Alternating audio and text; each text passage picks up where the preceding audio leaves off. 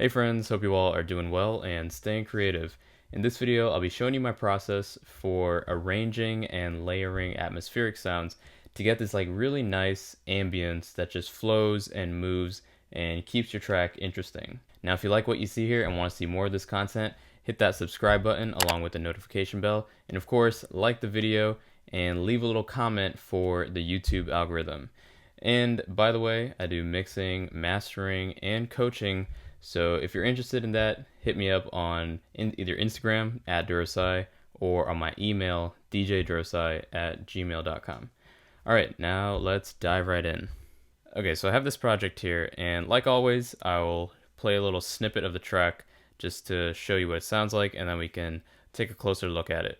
But before that, I just want to do a little just quick general overview of what's going on. So in this thing, I have a couple sounds that are playing pretty consistently throughout almost the whole track. So like this, as well as like these FX sounds here. And this is what I would consider like the base layer of the ambience.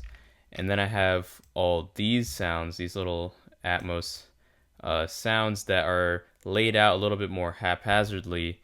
It's haphazard, but like still logically. And they add the movement and the flow to the whole ambience. So it's like I have that, and then these up here. This is like bass, but it kind of plays with all the ambient stuff.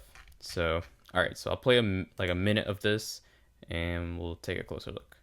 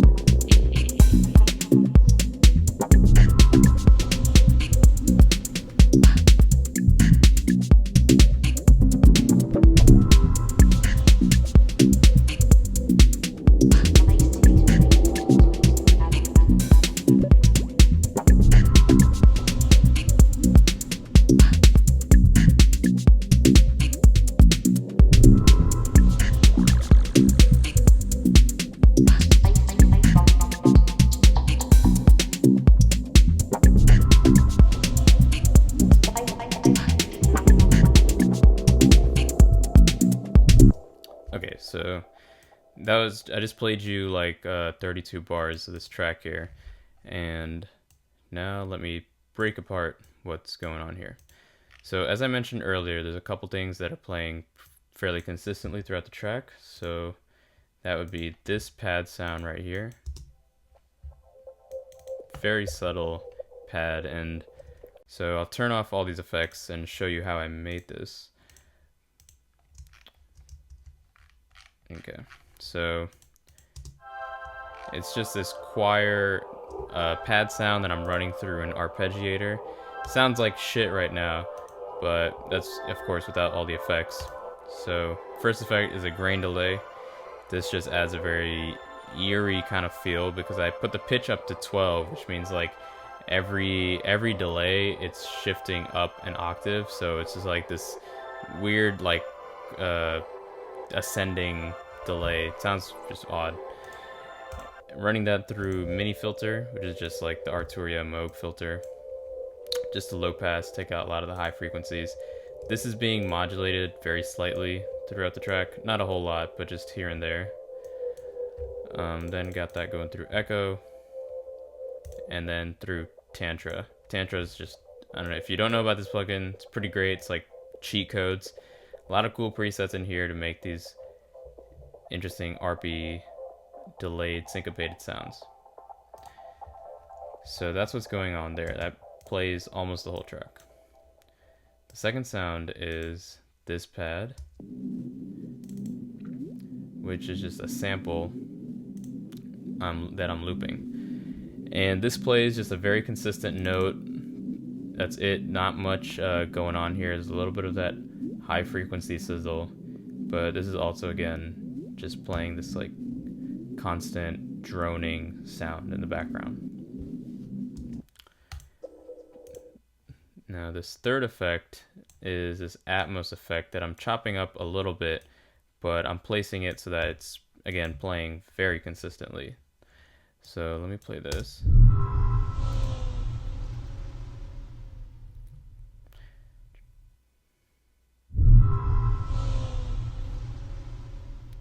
So this whooshing sound is just a sample, and yeah, that's playing in this pattern that I've laid out here. It's repeating like every, I think like every 4 bar, not 4, like every 8 bars or something. Anyway, yeah, I've just laid that out like that. And then all the sounds down here are playing off of this whooshing sound as well as this bass sound up here. So let me play the bass, because I think is a pretty critical part of the track that adds a lot of energy and impact.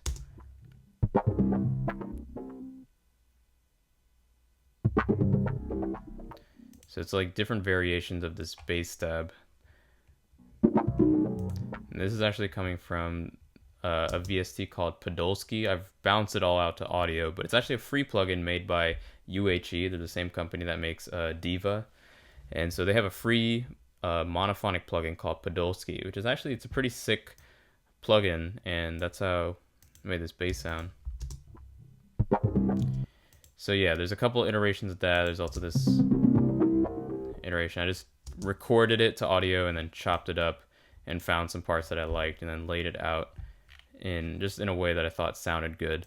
I don't like it, especially when it comes to these like pad and effects and all these like weird sounds. I don't really stick to defined measures like every 8, every 4. I just put it wherever it sounds good, and I think that also adds to just the flowing nature of the track. And so what I want you guys to pay attention to here is just the way the different Atmos sounds, atmospheric ambient sounds, are laid out. The whole point of this is I want a lot of these to overlap and then also do the whole call and response thing. You know, I've talked about call and response a bunch of times on this channel, and to me that's a big component of just the way I make music. And so that's pretty much what's happening here, is a lot of these sounds are just responding to each other and also like flowing into each other. So if we start just like looking at this first bar right here, this bar 49 starts out with this pad sound here, which is not playing. There we go. So yeah, it's this sound, and this is flowing into this atmospheric sound. So it's almost like this atmospheric sound is flowing into the pad sound, which is flowing into the Atmos sound, as well as this like watery sound that I have going on here. And so let me play that for you.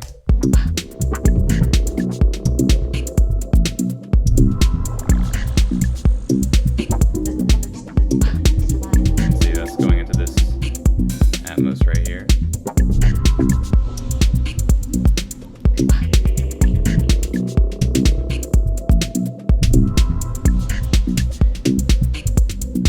So really there's like not many places where there's just like complete silence, you know, like everything's just flowing into each other, and it just forms this this dialogue and this story that keeps all the Atmos sounding pretty interesting, and it really carries the track. Like with this, you know, the bass line and the drums are fairly, you know, repetitive and constant, but it's all this Atmos stuff that's carrying it and actually somewhat acting like the lead, if you want to call it that.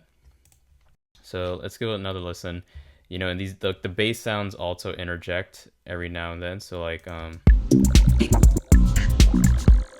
so like, for example, up here, this you know, bass sound is also flowing with this pad. So it's like you got just to reiterate, I have the Atmos sound flowing into this Podolsky pad, but then flowing into, you know, the same Atmos sound but also with the watery sound, and then that's flowing into the bass that's up here. This is the bass is responding to what just happened before, and then that bass, when that, you know, note stops, you start hearing this like atmospheric pad come in, which sounds like this.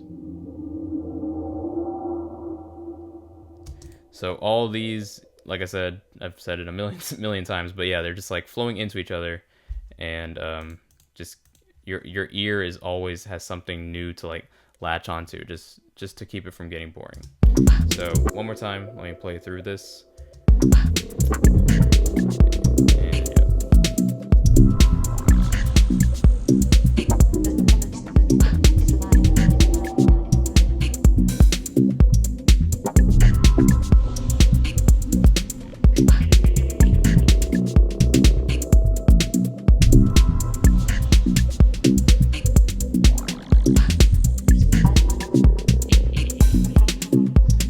This is another sound that I'm introducing here. This, like, I don't even know what you would call it. And yeah, a lot of these are coming from Podolsky, like this water sound, some one of the presets in here. Literally, like, this was like one of the first tracks I used Podolsky on, so I was just kind of going hard with it and just exploring all the sounds. So it ended up making a nice little sequence here. But yeah, so like as you can see, I'm not paying attention too much to the grid. A lot of things are off grid.